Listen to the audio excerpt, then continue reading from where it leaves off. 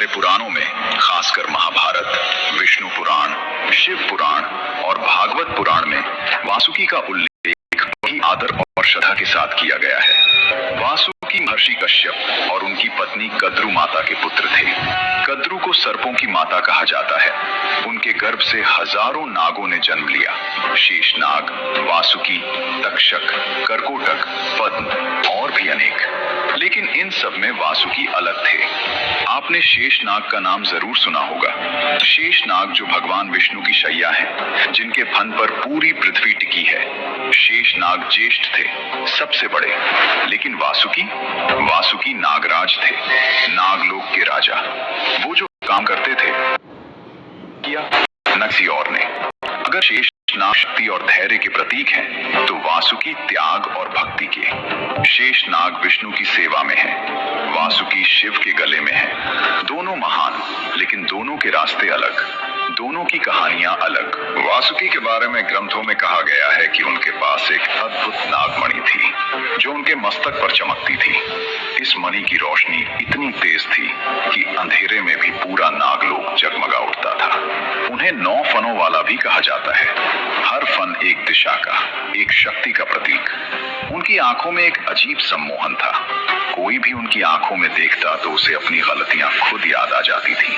वो न्याय के राजा थे, न कमजोर पर अत्याचार करते थे, न शक्तिशाली से डर। उनकी भक्ति। वासुकी नागलोक के राजा थे।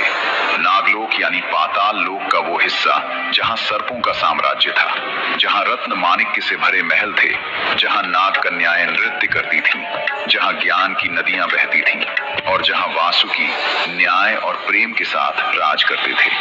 उनके दरबार में कोई भेद नहीं था, छोटा नाग हो या बड़ा, सबको समान न्याय मिलता था।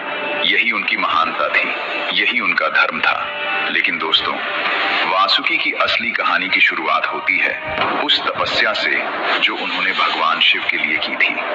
बहुत पहले की बात है, जब नागलोक अभी अभी बसा था, जब वासुकी अभी युवा थे।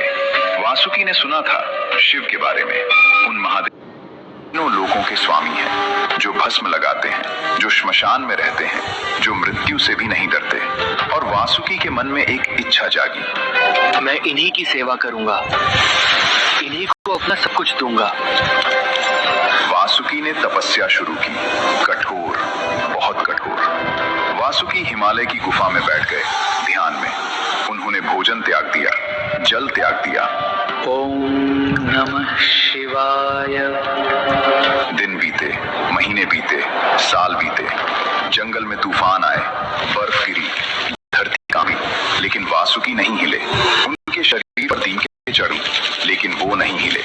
उनके चारों ओर जंगल की आग लग गई, लेकिन वो नहीं हिले। बस एक ही नाम, शिव शिव। और फिर एक दिन वो पल आया। जमीन हिली, आकाश गरजा और वासुकी के सामने प्रकट हुए भगवान शिव। जटा में गंगा, माथे पर चंद्रमा, गले में रुद्राक्ष, आंखों में एक अजीब शांति। शिव ने वासुकी को देखा, मुस्कुराए और बोले, वासुकी, तुम्हारी भक्ति ने मुझे यहाँ खींच लिया। मांगो, क्या चाहते हो?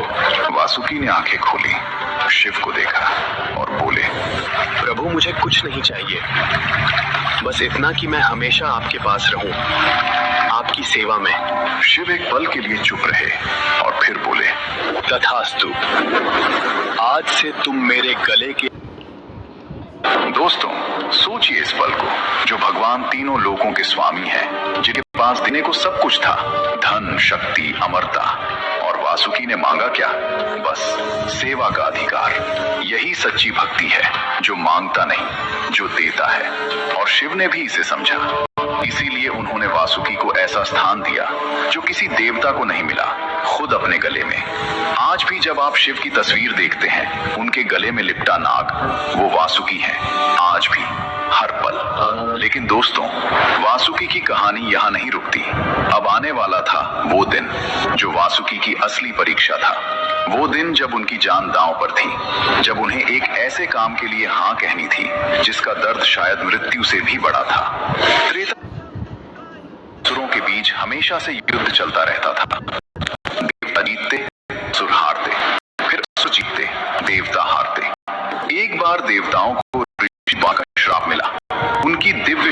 क्षीण हो गई।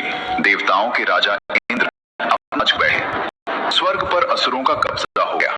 देवता भागते भागते भगवान विष्णु के पास पहुंचे। विष्णु जी ने कहा, घबराओ नहीं, क्षीर सागर का मंथन करो, उससे अमृत निकलेगा। वो अमृत पीकर तुम अमर हो जाओगे, फिर कोई असुर तुम्हें नहीं हरा सकेगा। लेकिन समुद्र मंथन करना आसान नहीं था। मंथन के लिए मंदराचल पर्वत को मथानी बनाना था और मथानी के लिए एक रस्सी चाहिए थी।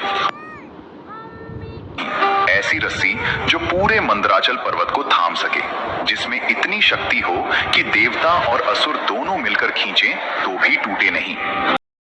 बोले, इस काम के लिए सिर्फ एक ही रस्सी काम आएगी। देवता उत्साहित हुए।